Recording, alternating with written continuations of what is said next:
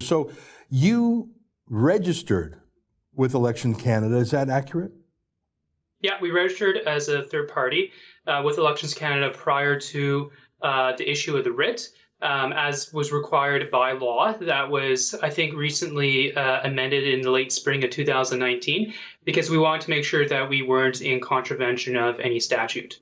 So you actually complied, unlike, say, for example, the David Suzuki Foundation, which simply refuses to even register. You registered, but it sounds like, if I'm reading the article in the National Post correctly, it's a story by Peter Stockton. Let me just put it on the screen for a second. The story is called Anti-Abortion Group Investigated by Elections Canada for Providing Volunteers to 2019 Candidates. It sounds like you really just mobilized volunteers. Did you spend a lot of money? Let me ask you that. No, you can go to Elections Canada website, and under reports for third parties, you can see our report there. I would argue that spending less than $10,000 over the writ period isn't spending very much money at all. And we just make sure that pro-lifers who want to see pro-life candidates being elected, how they could do that in the most effective way, of course, is door knocking. That's fairly universal regardless of what political party is running in any election. And we told them how to do it, how door knocking works from a universal perspective, not for a specific candidate in particular. And that if they were interested in door knocking for their local winnable pro-life candidate, that we would connect them with them.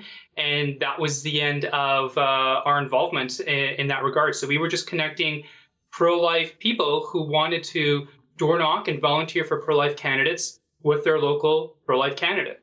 So were those pro-life candidates, could they prospectively come from any party? If there was a Liberal candidate who's pro-life, I don't know if that's even allowed anymore, but let's say such a thing existed, would you direct a pro-life volunteer to a pro-life Liberal candidate?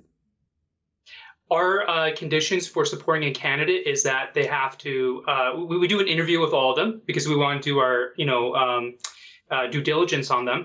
But the number one thing that we're looking for is, are you going to vote for pro-life legislation in the next parliament?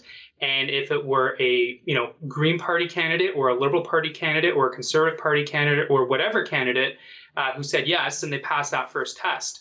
The second test that we look at is that candidate actually winnable? Does that candidate have a mathematical chance at winning the riding?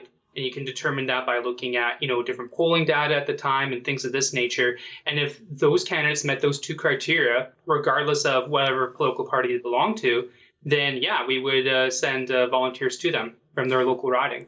So that frankly sounds identical to what the environmentalist groups I mentioned did in BC to great effect. They chose between the NDP and the Liberals that typically tip things to the Liberal category. But all they want to know is, are you going to be anti-oil and gas, anti-pipeline, and do you have a chance of winning? It sounds like you could have, frankly, just copied their rule book.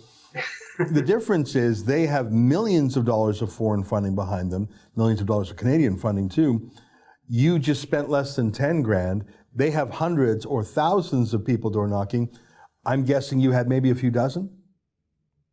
We had quite a few people respond across the country. We had just under 1,000 people from across the country door knocking for their local pro-life candidates. Okay, well that's impressive. So just under 1,000.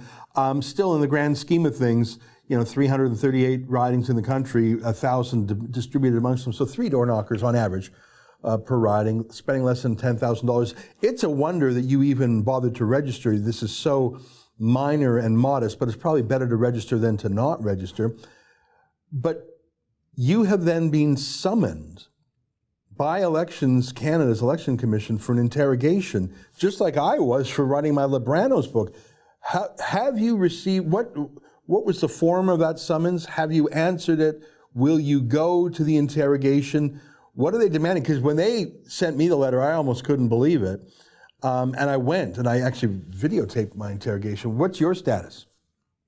Yeah, so I don't know. I'm not a lawyer. I'm a chartered professional accountant, so I don't know what the proper legal terminology is. I don't know if summons is the correct term, but we were sent a letter from the Commissioner's Office for Elections Canada saying that there was an allegation made that we had contravened certain parts of the Canada Elections Act, and that an investigation was coming forth. And that one of the results that could happen from that investigation, one of the conclusions, could be the imposition of monetary penalties upon our organization. So like you said, Ezra, we're a new organization. We were founded just over 4 years ago. We're relatively small. We only have 2 full-time staff because that's all we can afford. We don't have millions of dollars coming in every year. We're lucky to get $200,000 coming in a year. So we run in a very, very tight budget. But yeah, the letter was sent mid-February. And we sent a letter back from our legal counsel a few weeks later saying, what exactly are these allegations? Can we see the allegations? Who made the allegations? What specifically is laid out in the allegations? And once we get that information, we're more than happy to cooperate and work with you on whatever information that you need. So we sent that letter back. We also mentioned to them that, hey, we're not the only organization out there that is helping certain candidates for ideological purposes. And we mentioned, 5 different unions that were doing almost the same thing for the NDP and in some cases the Liberals. And we asked, are you investigating them? Because they're essentially doing the same or similar thing. Haven't heard back on that. So they got back to us basically asking for the same thing toward the end of April, and we sent them a letter back saying, listen, you didn't answer any of our questions. We can't help you if you don't tell us what exactly it is that you need. That's an excerpt from my daily show, the Ezra Levant Show. Every day I do a monologue on the news of the day, then I interview an interesting guest, and then I read my hate mail. You gotta subscribe. Go to rebelnews.com.